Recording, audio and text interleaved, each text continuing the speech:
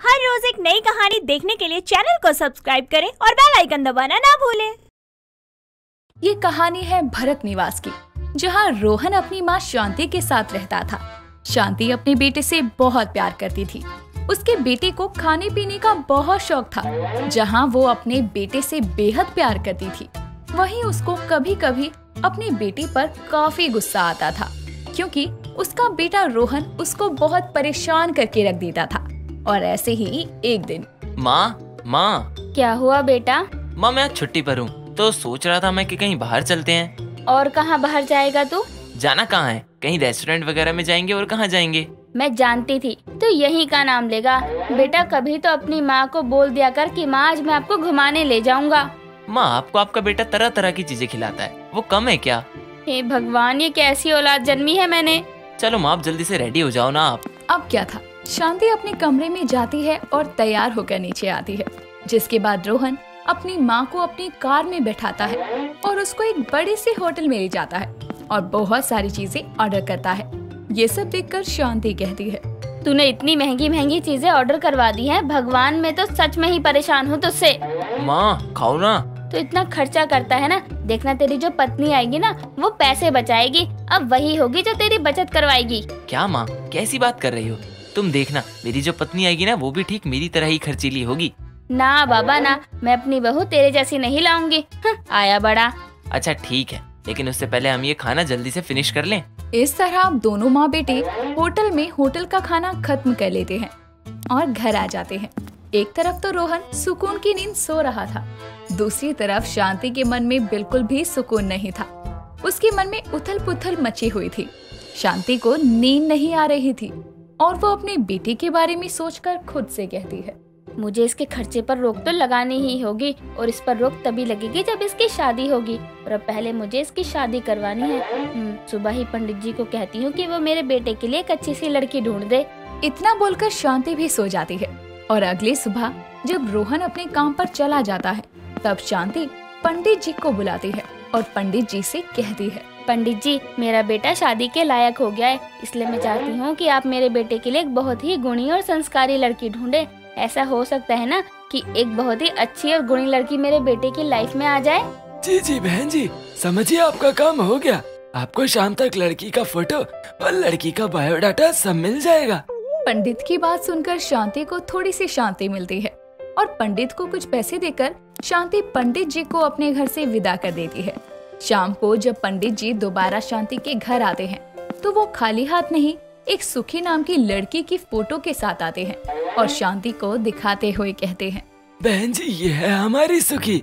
ये जितनी देखने में सुखी है, असल में वो लोगों को भी उतना ही सुख देती है। अरे वाह पंडित जी, फिर तो ये मेरे बेटे के साथ साथ मेरे घर को भी अच्छे से संभाल लेगी।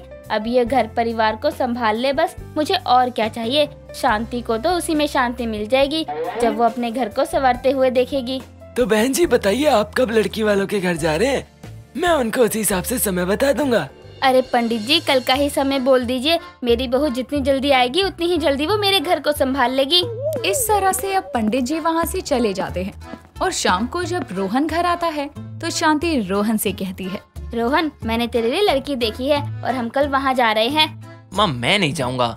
बेटा मैं तुझसे पूछ नहीं रही हूँ, बता रही हूँ कि हम कल वहाँ जा रहे हैं। क्या माँ? अब ना चाहते हुए भी रोहन को अपनी माँ की बात माननी पड़ती है और अगली सुबह उसको अपनी माँ के साथ रागिनी नाम की लड़की के घर जाना पड़ता है, जहाँ शांति रागिनी की माँ रुचिता से कहती है, रुचिता बहन हमारी रागिनी को क्या क्या आता है बनाने? बहन मेरी रागिनी को सब कुछ आता है बनाने। वो ऐसा खाना बनाती है, खोया खिलाकर लोगों को बाहर का खाना भुला देगी। खोया खिलाकर? बहन ये क्या है? अरे बहन मेरी बेटी खोया खाने वाली है ना, और उसने हमारी भी आदत खोया खाने की लगा दी है, इसलिए मेरे मुंह में बस मेरी बेटी की खोया की रेसिपी अटकी रहती है। खैर जो भी है, बस मेरे बेटे को बाहर के खाने से रोक ले, मुझे और कुछ नहीं चाहिए। वो क्या है ना बहन जी, हमारी रागिनी बस घर को अच्छे से संभाल ले, घर की सारी जिम्मेदारियां संभाल ले, इससे ज्यादा मुझे कुछ नहीं चाहिए। वो सभी बातें कर रहे थे कि तभी रागिनी अपने हाथों में खाने की ट्रे लेकर आती है। उसमें काफी सारा खाना रखा था। उसमें ऐसे ऐसे पकवान रखे थे जिसका नाम ना तो शांति को पता था और ना ही रोहन को।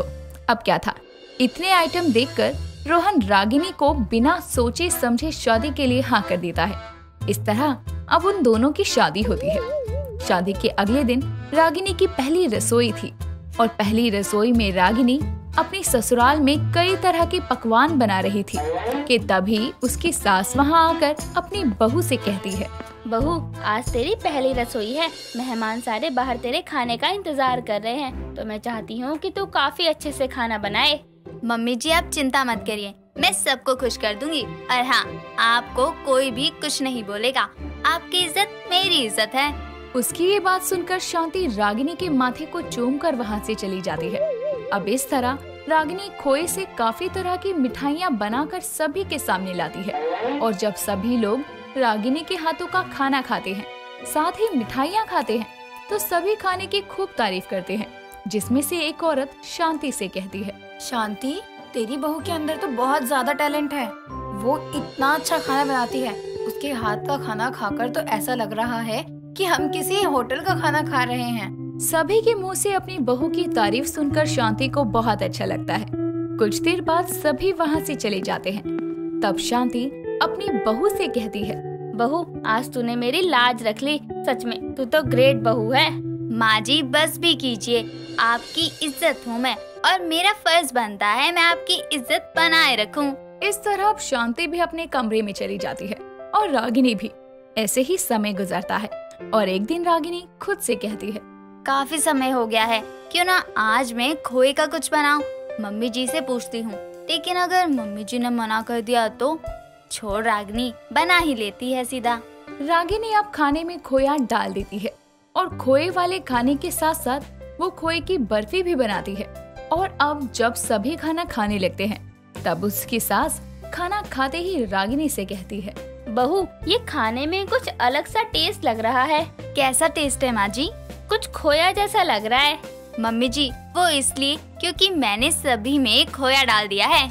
लेकिन क्यों बहू, तूने खाने में खोया क्यों डाला है? अरे खाने में कौन खोया डालता है? मम्मी जी मैं खोया खाने वाली हूँ और मुझे हर चीज में खोया ही चाहिए, इसलिए मैंने खोया डाल दिया। हे भगवान, बहू ये तूने क्या किया? क्या माँ, आप इसके खाने में नुक्स क्यों निकाल रही हो? कितना तो अच्छा खाना बनाती है ये। बेटा वो तो मैं जानती हूँ कि अच्छा खाना बनाती है, पर खाने में खोया नहीं डलता है। मम्मी जी याद है मेरी पहली रसोई? हाँ क्यों? उस दिन भी मैंने सभी चीजों में खोया डाला था और देखो सभी ने मेरी कितनी तारीफ की थी। हाँ माँ, और आपने एक चीज नोटिस की है? क्या? माँ जैसा आप चाहती थी कि मेरी फिजूल खर्ची बंद हो जाए, तो देखो रागिनी के आने से मेरा फिजूल खर्चा भी बंद हो गया, क्योंकि घर में ही इतना अच्छा खाना मिल जाता है तो मैं कहीं बाहर ही नहीं जाता। वैसे रोहन सही बोल रहा है, कोई बात नहीं, बस मेरी बहू खोया खाने वाली ही तो है, झेल लूंगी इसके खोए को। और वैसे भी अच्छा खाना बनाती है, झेलना ही क्या है। हाँ ठीक बोल रहा है तू, चल ठीक है। इस तरह अब शांति अपनी बहू की आदत को अपना लेती है और सब लोग खुशी से साथ में रहते हैं। रीशु सुबह से ही घर की साफ सफाई और नाश्ते पानी में लगी थी, क्योंकि उसके घर पे मेहमान आने वाले थे। घर की एक लौती बहू होने के कारण घर का सारा काम उसके सर पर ही आ गया था। वो किचन में नाश्ता बना रही होती है कि तभी उसकी सास देवकी उसके पास आकर कहती है, बहू तुझ पे आज बहुत सारा काम पड़ गया है ना, समझ सकती हूँ, बहुत थक गई होगी तू, लेकिन मेरे सिर में बहुत दर्द है। एक कप चाय लेकर हॉल में आजा, मुझे तुझसे कुछ बात करनी है। जी अभी लेकर आती हूँ। वाह क्या दर्द समझती है सासू माँ। बहू कुछ दिन की बात है, तुझे थोड़ा परेशानी होगी, लेकिन आज अमित के चाचा चाची दुबई से हमारे घर आ रहे हैं। ध्यान रहे मुझे कोई शिकायत का मौका ना मिले। जी माँ जी, आप इतना परेशान क्यों हो रही हैं? इंसान ही है, भगवान नहीं। परेशानी ये है कि वो बहुत बड़े घर से हैं, उनका रहन सहन हमसे बहुत अलग है और कई साल के बाद वो यहाँ आ रहे हैं। जितने दिन रहें उतने दिन देख लेना, थोड़ा मेरी नाक मत कटवाना। जी माँ जी, अपने परिवार के लोग हैं, इसमें परेशानी कैसी? उनके चाचा चाची उनके घर आते हैं। सभी लोग उनका बहुत अच्छे से स्वागत करते हैं। कुछ देर बाद रीशु की सास देवकी वहाँ आती है और गीता से मजाक करते हुए बोलती है, क्या बात है गीता, अपनी सेहत पर ध्यान नहीं देती क्या? वैसे तो तुझे फिटनेस का बड़ा ख्याल रहता है, तो अब क्या हो गया? देख तेरा पेट बाहर आ रहा है, एक्सरसाइज शुरू कर दे। जेठानी जी, ये पेट मोटापा नहीं बल्कि खुशखबरी है, मैं माँ बनने वाली हूँ। हाँ भाभी, गीता बिल्कुल सही कह रही है। हमें वो खुशी मिल ही गई जिसका हमें इंतजार था, इसीलिए तो हम लोग आपसे मिलने आए। पागल हो गई हो क्या? तुम दोनों नाती पोते खिलाने की उम्र में बच्चा कर रहे हो। थोड़ा घर की इज्जत के बारे में तो सोच लिया होता। भाभी, हमने ऐसा भी क्या कर दिया है जिसके लिए हम इतने सालों से तरस रहे थे? उसे पाकर हम कैसे खुश ना हो?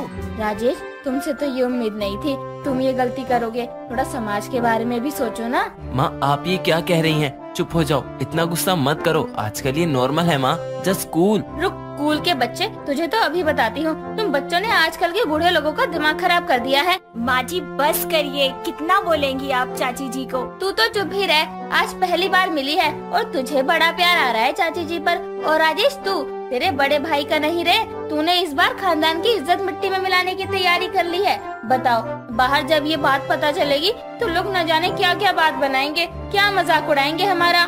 भाभी, दुनिया क्या सोचती है हमारे बारे में, इसके चलते हम अपनी खुशियों का गला दबा दें? अरे आग लगे ऐसी खुशियों को जो समाज में मजाक बना दे।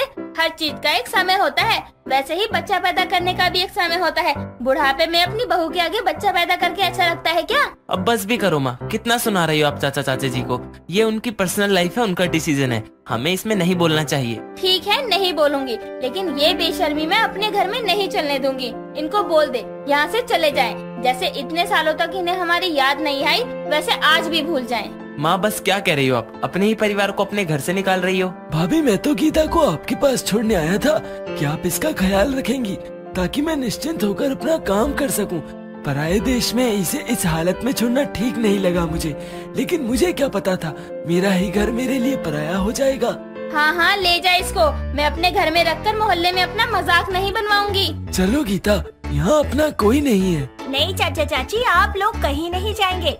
चाची जी का ख्याल रखूंगी मैं जब तक उनकी डिलीवरी ना हो जाए। बहू तो ये क्या कह रही है? मैं सही कह रही हूँ माँ जी, आपने ही तो कहा था इनका अच्छे से ख्याल रखूं, तो आपकी कही बात का पालन कर रही हूँ। हाँ माँ, रिशु सही कह रही है और इसमें मैं भी इसके साथ हूँ। पागल हो गए हो तुम सब, और कुछ नहीं। देवकी इतना कहकर बड़े ही गुस्से में वहाँ से चली जाती है। रिशु और अमित अपनी चाचा चाची को घर से जाने से रोक लेते हैं। कुछ दिन ऐसे ही बीत जाते हैं। देवकी गीता को ज्यादा उम्र में माँ बनने के लिए आए दिन कोई न कोई ताना मारती ही रहती, और छोटी होने के कारण गीता देवकी को कोई जवाब नहीं देती। कुछ दिनों बाद राजेश भी गीता को अपनी भाभी के यहाँ छोड़कर दुबई वापस चला जाता है।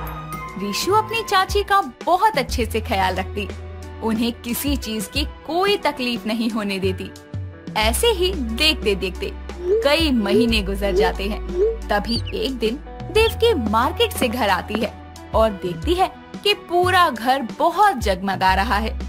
ये सब देखकर वो बहुत हैरान होती है और अपनी बहू रिशु को आवाज देकर बुलाकर कहती है, बहू अब ये कौन सा तमाशा है? क्या चल रहा है घर में ये सब? माँ जी, आज चाची जी की गोद भराई है, मैंने सोचा इसी बहाने सभी का आशीर्वाद मिल जाएगा बच्चे को। बहू, शर्म के साथ साथ अपना दिमाग भी बेच कर आई है क्या तू? मतलब अब तू पूरे मोहल्ले में तमाशा करेगी कि मेरा बाहर निकलना भी मुश्किल हो जाए? बहू, जेठानी जी सही कह रही है, तुम्हें ये सब करने की जरूरत नहीं है। तुमने अभी तक मेरे लिए जो किया वो कोई नहीं करता। नहीं चाची जी, आपको भी वो सब मिलना चाहिए जो एक गर्भवती औरत को मिलता है। आपने ऐसा कोई काम नहीं किया जिससे आपको नजरें झुकानी पड़े। ठीक है, अगर ऐसी बात है तो तू कर इसकी गोद भराई, मैं भी देखती हूँ तू किस किस का मुंह बंद करवाती है। अपनी बहू रिशु को ताना मारकर देवकी वहाँ से चली जाती है। रिशु अपने पति अमित के साथ मिलकर पूरे फंक्शन की तैयारी अच्छे से करती है। कुछ समय बाद गोद भराई का फंक्शन शुरू होता है और सब मेहमान आने लगते हैं।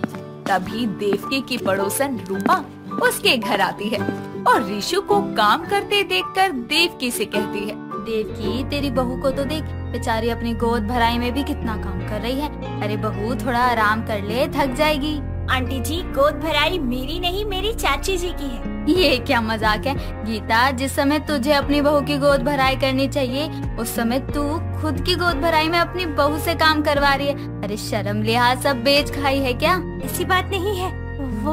वो छोड़िए चाची जी, मैं बताती हूँ आपको। आंटी जी एक बात बताइए आंटी जी, कौन सी किताब में गर्भवती होने का समय लिखा है? आजकल के टाइम पर सभी शादी देर से करते हैं, तो लाजमी है ना कि बच्चा भी देर से ही होगा। और आपकी बहू भी तो चाची की उम्र के आसपास की ही है, तो उन्हें भी गर्भवती नहीं होना चाहिए। बहू ये क्या बोल रही है? मेरे बेटों की अभी अभी शादी हुई है, तो भला मेरी बहू गर्भवती क्यों ना हो? अच्छा, तो आपको चाची जी के गर्भवती होने से प्रॉब्लम नहीं है? उनकी शादी जल्दी हो गई, वो देर से गर्भवती हुई, इससे प्रॉब्लम है। और आपकी बहू अभी अभी शादी हुई है, इसीलिए उसके गर्भवती होने से आपको प्रॉब्लम नहीं है। वाह देवकी, ये तेरी बहू क्या बोले जा रही है कब से? बुलाकर तू यहाँ हमारी बेइज्जती कर रही है। मैंने सोचा बहू की खुशखबरी होगी इसलिए आ गई, वरना नहीं आती। आंटी जी, मेरी बीवी ने गलत क्या बोला? तू तो है ही जोरू का गुलाम। आंटी जी मैं बस इतना कह रही हूँ, सिर्फ एज को लेकर किसी को ताना मारना ठीक नहीं है। आजकल ये बहुत छोटी बात है, हमें अपनी सोच बदलनी होगी। अगर मेरी चाची जी किसी प्रॉब्लम की वजह से देर से माँ बनने की खुशी ले पा रही हैं, तो दुनिया ऐसे सोचेगी तो उनका क्या होगा? अरे आप जैसे लोग ना समाज के नाम पर धब्बा है। आप जैसे लोग सिर्फ लोगों को दुख देना जानते हैं, उनकी खुशियों में शामिल होना नहीं। रीशु की बात सुनकर सबको अपनी गलती समझ में आती है और सभी गीता से माफी मांगते हैं। साथ ही देवकी भी अपनी कही बातों और तानों के लिए गीता से माफी मांगती है और सबके साथ मिलकर देवरानी की गोद भराई के फंक्शन को अच्छे से मनाती है और अपनी बहू बेटी की बात मानकर खुशी से अपने परिवार के साथ रहने लगती है। दोस्तों, अगर आपको ये कहानी पसंद आई तो इसे लाइक करें, शेयर करें और कमेंट करके बताएं कि कहानी में आपको सबसे अच्छा क्या लगा।